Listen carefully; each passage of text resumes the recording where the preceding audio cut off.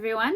Today's video was actually inspired by a recent student that I had join one of my classes. The situation is irregular because she has to have her Pointe class happen before her ballet class, which at some studios is not even technically allowed because it's not very safe if you're not a professional dancer to go straight up onto Pointe at the beginning of a class, and at many studios is just not recommended in general for that same reason. But this is how it worked out in this person's situation. So I have put together a couple of exercises that you can do before a Pointe class, or even following your ballet class, even if you're already technically warmed up. These are just additional things you can do to prepare your feet and the rest of your body for Pointe work. One thing that I didn't include in this video is any balance training. So standing with your eyes closed, proprioception style, with one foot on the ground only, the other one lifted slightly off. I also think that's a very important thing to do before stepping up onto Pointe your first couple of times. So without further ado, I hope you enjoy. Thank you.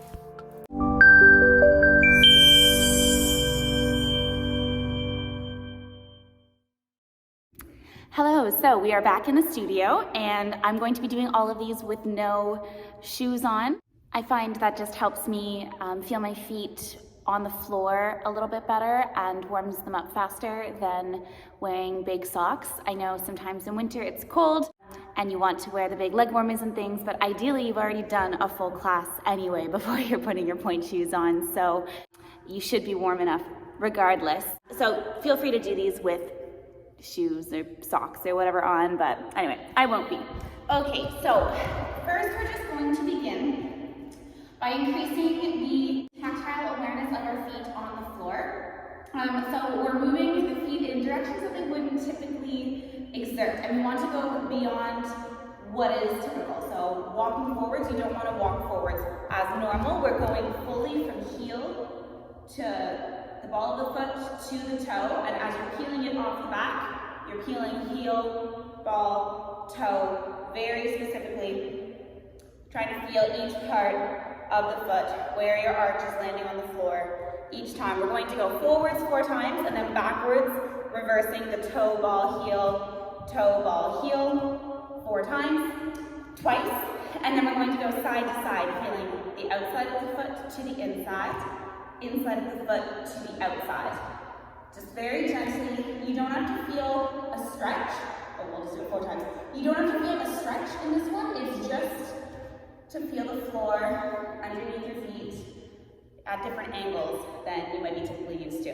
Okay, so just 4 times. We have 1, 2, 3, and 4. Backwards, 5, 6, 7, 8, again, forward, 2, 3, 4, backwards, 5, 6, 7, now sideways, crossing front, out, 3, 4, and reverse, 6, 7, 8, again, crossing, 2, 3, 4, reverse, 5, 6, 7, 8. All right, I know it feels a little uncomfortable, but I promise it's worth it. Next, I usually get out my foot roller balls, so I have a couple of different sizes here, but I went through what I usually use them for each size, in, like what's in my dance bag video, so you can look at that, but standing usually the most ample opportunity to apply pressure to the foot, so you could do the larger size just under the arch if that feels good to you, and then I always use my teeny tiny, I don't know if you can see, teeny tiny ball underneath my big toe, because I got just a little touch of arthritis in there, so I'll literally just stand on that for a little bit while I roll out my other foot, just to open up that joint a bit. So any kinks that you have in your body, you can use this time to roll those out. Use a foam roll here as well, you can do that. Okay, so just under the arch there. And then on this foot, I'm going to use this mid-size one as well.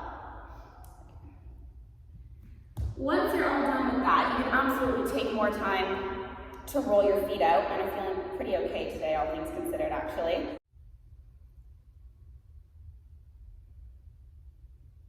We're going to now retighten those muscles. So, coming to the floor, feet are up in front, we're doming and releasing. So, I covered this in my equipment-free warm-up video. We have the foot flat on the floor, and we're trying to pull the ball of the foot towards the heel without scrunching the toes, increasing the arch of the foot, so we create a dome underneath the foot. One foot at a time is easiest. Doming up, release, doming up, release. Sometimes it helps to use the hand as well for this motion. Up, release, and up, release.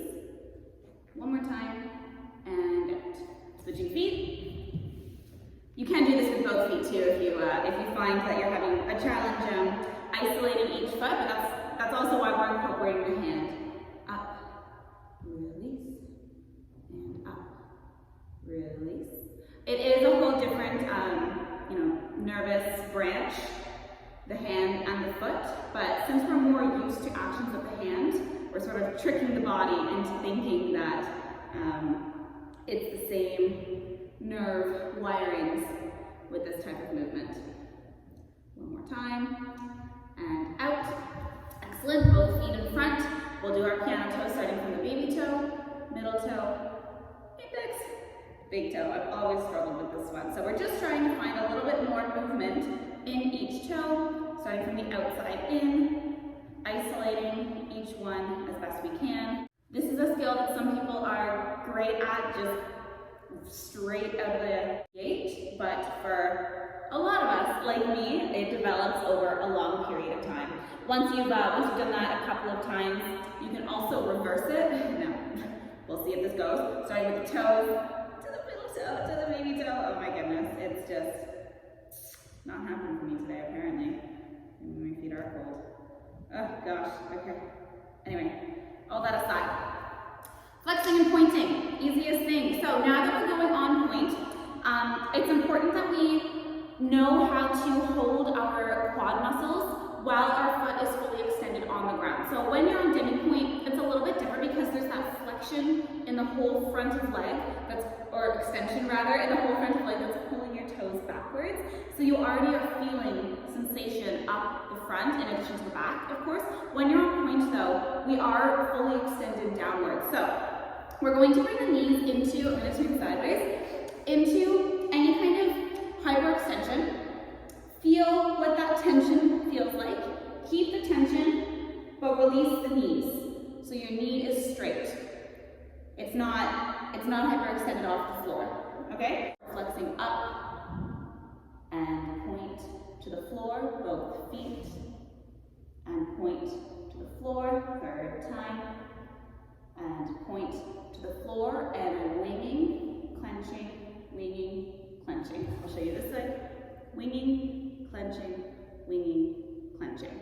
This can also be done with a TheraBand. I forgot mine today, I'm silly, but you can absolutely bring that into this portion if you want to add a little bit more resistance, especially if you have harder shoes or newer shoes. That's an important thing to bring in. Okay, one more time. Flexing, up, pointing, down. Flexing, up, pointing, down, through the foot, heel, arch, ball, toe, winging, clenching, winging, clenching. Excellent. Okay, same thing now, but we're going to bring the legs into any hyperextension that you have, so we feel that difference. Legs are up, we have flexing, up, pointing, down. Flexing, up, pointing, down.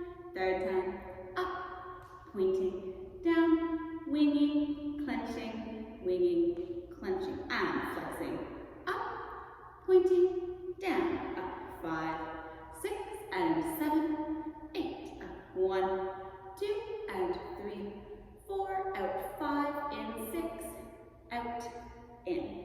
Excellent. Okay, release the quad muscle a little bit there. We're moving on to tracking. So here, give your legs a quick, or your calves a quick stretch. have to be anything too long. In fact, it shouldn't be anything more than 20 seconds. We don't want to release the muscles too much at this point. I'm ankle tracking. So you can do this at the bar if you want to. I have my minion friend to help me today because I'm going to try this in the center. All we're doing is standing in parallel. I'm rising up in one straight line and down. And we're trying to avoid any side mobility in the ankle. So avoiding the roll to the baby toe and then correction as we get to the front, or the opposite, roll into the big toe and recorrection. We're just moving straight up and down. Okay? To help with that, you can put this little guy in between the ankles, and we'll be able to tell if we have any alteration in the feet. Your arms don't have to do anything in particular. Ooh, balance.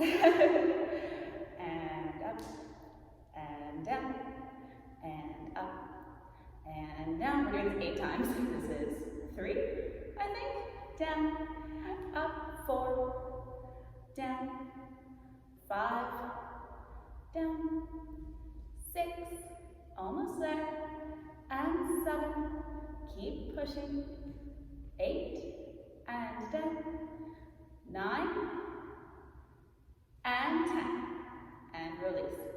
Awesome. I recommend doing more.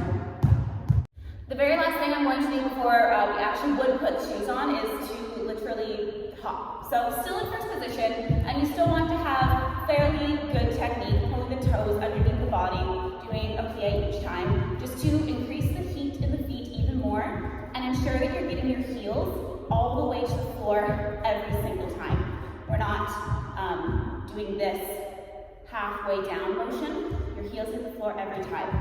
If they don't, you're going to put your feet at risk for all sorts of things, plantar fasciitis and